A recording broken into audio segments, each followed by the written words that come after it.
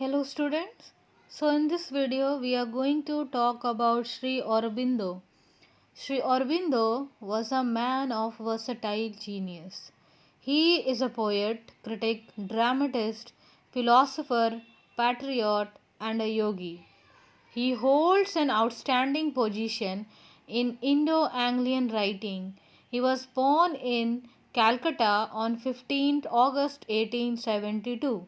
His early life was spent in England where he got the education there. He was very brilliant student of his time. He secured the Butterworth Prize in Literature and Bedford Prize in History. He passed the ICS Open competitive examination, but he couldn't join the service.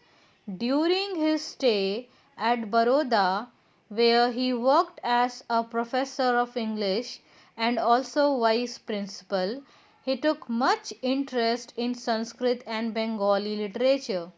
The Baroda period was the significant period for his literary growth. He composed songs of Motila, Urvashi, and Love and Death in this period. Some of his blank verse plays, particularly Perseus the Deliverer, belong to this period. In August 1906, he became the editor of the journal Bande Matram, a journal started by Bipin Chandra Pal. The early poems of Sri Aurobindo are mostly the poems of love and romance. The young poet was the poet of love. He sang of the passion, power, and pulse. Songs of Motila, Urvashi, Love and Death, the Tale of Nala are his important love poems.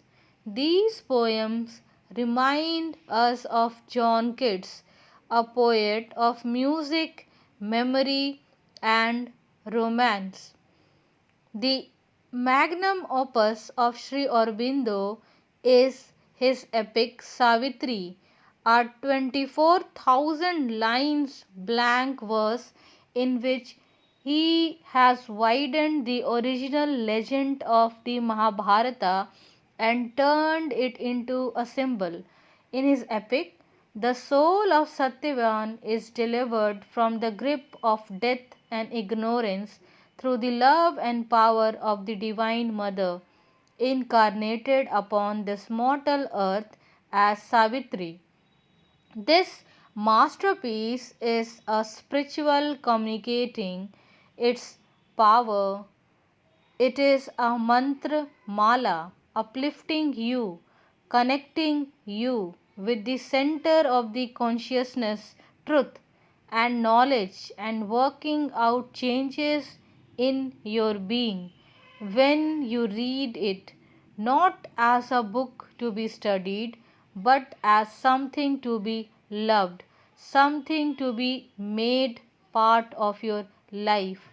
Aurobindo's unique contribution to English literature is his elusive and mythical metaphor, his fusing Sanskrit with his English, his uncanny ability of changing his style with change of topics, his realistic presentation of the inner ripples of Indian life, myth, allegory, and above all his mystic and imagistic depth and variety.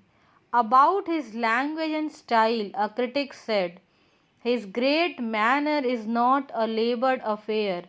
There is an air of absolute spontaneity, one touch writing, which you don't normally expect from a writer of ornate prose. The work grew out of his mind as naturally as leaf of a tree. In Love and Death, Aurobindo has shown the victory of love over death. Ruru, the protagonist of the story, invades Patal to get back the life of his beloved Priyambada and barters away willingly half of his life to love the other half with his restored wife. Sri Aurobindo's great philosophical book, which contains his philosophy of life and death, man and God, is The Life Divine, a treatise on metaphysics. D. S. Sharma observes, "The Life Divine is a vast philosophical prose epic, a philosophical Divina Commedia having its inferno in the spirit's descent into the ignorance of mind, life and matter, its purgatorio in the ascent to the true knowledge of the so called supermind, and its paradiso in the ineffable mysteries of Sachidanand." Some of his work are Urvashi, Vikramavashi, Ahana and other poem, The Ideal of Karmayogi, The Ideal of Human Unity, Love and Death, Savitri.